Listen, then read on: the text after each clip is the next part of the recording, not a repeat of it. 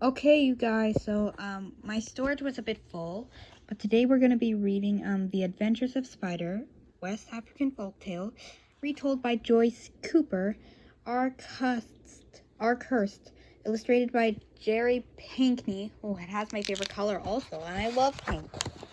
So here we go, anyways. So the contents of the introduction is how Spider got a thin waist, why Spider lives in ceilings, how Spider got a bald head, how Spider helped a fishman, and why spiders live in dark corners, and how the world got wisdom. They look like widows. So to all the friends in Liberia and Ghana who told me so many stories on so many moonlit nights. In West Africa, people love to listen to stories. Sometimes at night when the moon is high, everyone in the village comes into the wide clean place where people into the wide sometimes at night when the moon is high, everyone in the village comes out into the wide clean place where people sit and talk. The last cooking fire has gone out, and the last jar of water has been carried from the river. And the last jar of water has been carried from the river. The river, he said it right. It is a time to rest. The moon is so bright that people can see each other's faces. The forest behind the village is tall and black and full of night noises. Crickets sing, and tree bears cry, and tree frogs croak. Leopards and elephants are walking softly. Inside the village, the little round houses stand in a circle, and inside the circle, there is a great fire. And look, there's a title of our book, The Adventures of Spider, and the introduction of Great Fire, and the people are cozy and happy. So let's begin. Okay, let's continue. Okay, so as I was saying, the woman come talking and laughing. Their voices are soft and musical. Their long, brightly colored skirts sparkle in a lovely kind of night way. The men have been sitting under a shelter, drinking a drink that comes from the palm tree. Slowly they walk to the storytelling place. Their long robes swing from their shoulders like sails in the wind as they walk.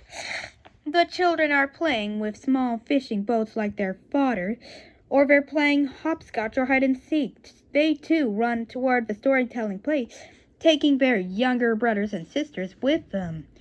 Tiny babies wrapped in wide bands of cloth sleep safely on their mothers' backs. Everyone sits in a circle. Let us call the storyteller, someone cries. And so, let us call the storyteller, someone cries. And so the chief sends a message to call the one who tells stories best, Soon he comes. He's a tall brown man with a sparkle in his eye. He puts a low stool in the center of a circle near the fire. He stretches his long legs comfortably, and sits down with his elbow on one knee. Then he looks far into the night, thinking which story he will tell first. Tell us a story about Spider, cry the children. You answer the people, and that means they would like to hear it too. Everyone knows about Spider. He is a favorite person in the stories of West Africa. Maybe it is because he is just like a naughty little boy who is full of mischief and yet loved by everyone. Maybe it is because he is like some people all of us know, and maybe it is because he is a little like you and me, or at least a tiny part of us sometime. Spider is clever and mischievous. He loves to eat, and he hates to work. He plays so many tricks that he gets into a lot of trouble. But when he is good, he is full of fun. We will pretend. We will sit by the fire and listen to the one who tells stories best. He will tell us how Spider came to be the way he is. And as the storyteller speaks, he will strike his stick upon the ground. And look, there's the Adventures of Spider, also known as the Titler one. Sorry, I said it. Titler. So once upon a time, he will say, once upon a time, do you really believe it? Perhaps it is not really so, but this is what they say. Once upon a time. As he speaks, the people of the village will listen. Listen with us. Yeah, that's what I said. So, the first one is, it's like a chapter book if you ask me, you guys. How Spider got a thin waist. Many dry seasons ago, before the oldest man in our village can remember, before the rain and the dry and the rain and the dry that any one of us can talk about to his children, Spider was a very big person. He did not look as he looks today, with his fat head and his body and his thin waist in between. Of course, he had 2 eyes and 8 legs, and he lived in a web, but none of him was thin. He was big and round, and his waistline was very fat indeed. Today he is very different, as all of you know, and this is how it came to pass. One day, Spider was walking through the forest. It was early morning, and he noticed an unusually pleasant smell.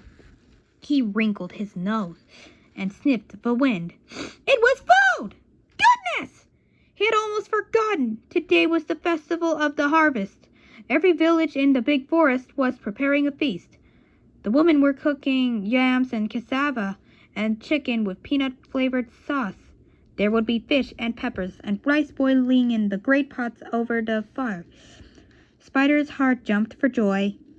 His mouth watered, his eyes sparkled, and he smiled brightly. Already he could taste the food on his tongue. And that's already there. The title. Now, of course, Spider had not done any of the work to deserve such a feast, and no one had invited him to come and eat. Spider had not planted yam or potato. He had not planted rice, nor gone to sea in a long boat to catch fish, for Spider did not like to work at all. All day he played in the sun or slept, and since it is not the custom to refuse food to anyone who comes to one's door, he could eat very well, by simply visiting all his friends. In fact, he ate more than they did. Now Spider was right in the middle of forest. Alright. Not far away there were 2 villages. Spider stood just in the middle. And the 2 were exactly the same distance away. Today each village would have a great feast. How lucky for me, thought Spider, but then he was puzzled. Since there were 2 dinners, he did not know which one he wanted to go to. That is, he did not know which would have the most to eat. So Spider sat under a breadfruit tree and thought. At last he had an idea. He could go to them both. Of course, Spider was so pleased with his good idea that he did a little dance right there and then. But how could he know when the food was ready? He sat under the breadfruit tree again and thought. And then he had another idea. He did another little dance just because he was so brilliant, and then he did 2 things. First, he called his eldest son, Kuma, and he took a long rope and tied one end around his waist. The other end he gave to his son. Take this rope to the village on the east, he said to Kuma. When the food is ready, give the rope a hard pull, and I will know it is time for me to come and eat. And so Kuma went to the east village and took the end of the rope with him. Then Spider called his youngest son, Kwaku. He took another long rope and tied it around his waist, just below the first one. Kwaku, take this rope to the village on the west, he said. And when the food is all cooked, pull very hard on it. Then I will come and have my fill." So Kwaku went to the west village carrying the end of a rope with him.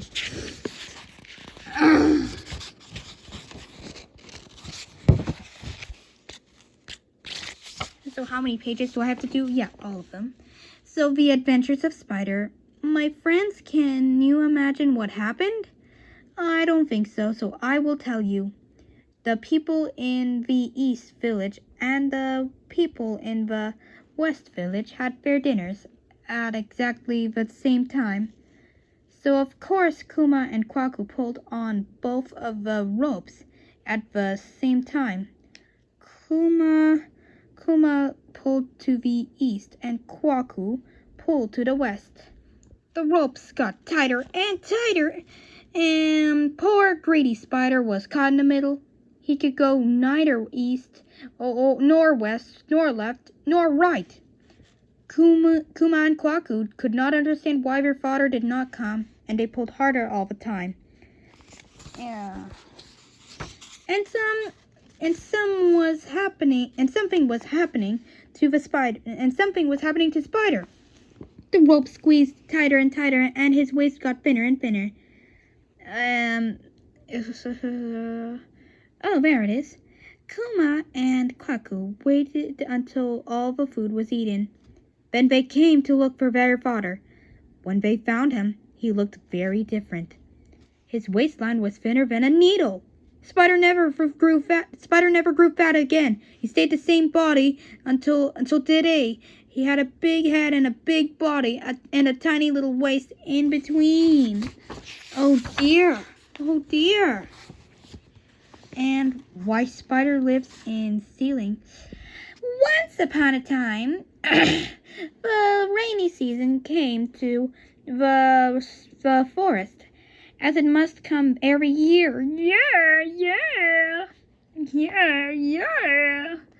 But this time there was more rain than ever before. Nobody had ever seen anything like it. At night the water fell with a roar like thunder. In the morning it beat against the branches of the trees and tore their leaves. From them it pounded against the thatched roofs. I can't pronounce that word. Thatched roofs of villages and rushed about footpaths. Little girls set pots under the sky to catch the water and ran back, slipping and sliding. The small, friendly rivers became deep and wide and covered the sides of their banks. During the darkness, the people fastened their doors and did not even look outside, for they could hear nothing but rain.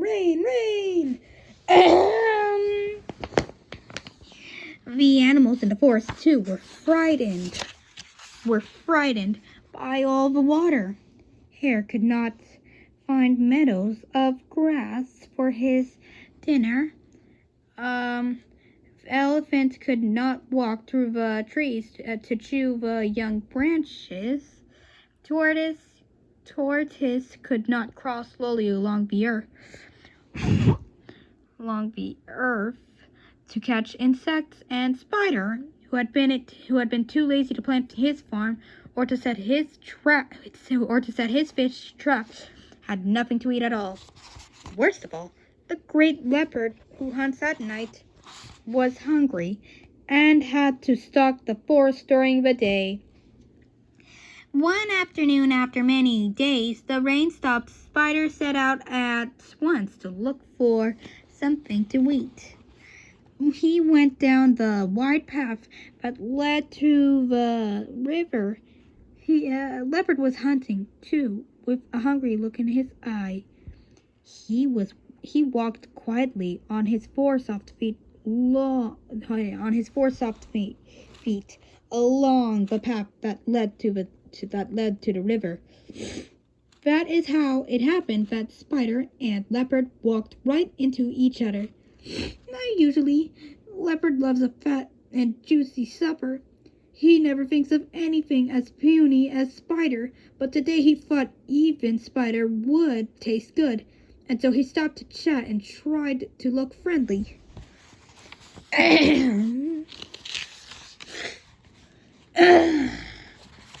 Good afternoon, Mr. Spider, said Leopard. How do you fare in all this wet weather? Now Spider was lazy and very naughty, but he was not stupid.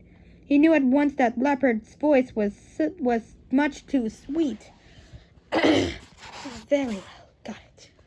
I am well, Mr. Leopard, but I am in a great hurry, he answered, and with that, Spider jumped behind a great palm leaf, and Leopard could not find him. No matter how he tried, Leopard was so angry. He roared a roar that echoed against the hills. He sharpened his claws, and his eyes turned green. Never mind, he thought after a few minutes. I will go to Spider's house. I will hide behind his door and wait for him to come back. Then I will eat him, and if he brings any food, I will eat that too. Leopard went up the path from the river. He went to Spider's little house, which was made of banana leaves. There he made himself into a round ball. He put his nose on his great paws. He put his nose on his great paws and sat down to wait, and will stop there because it's getting late.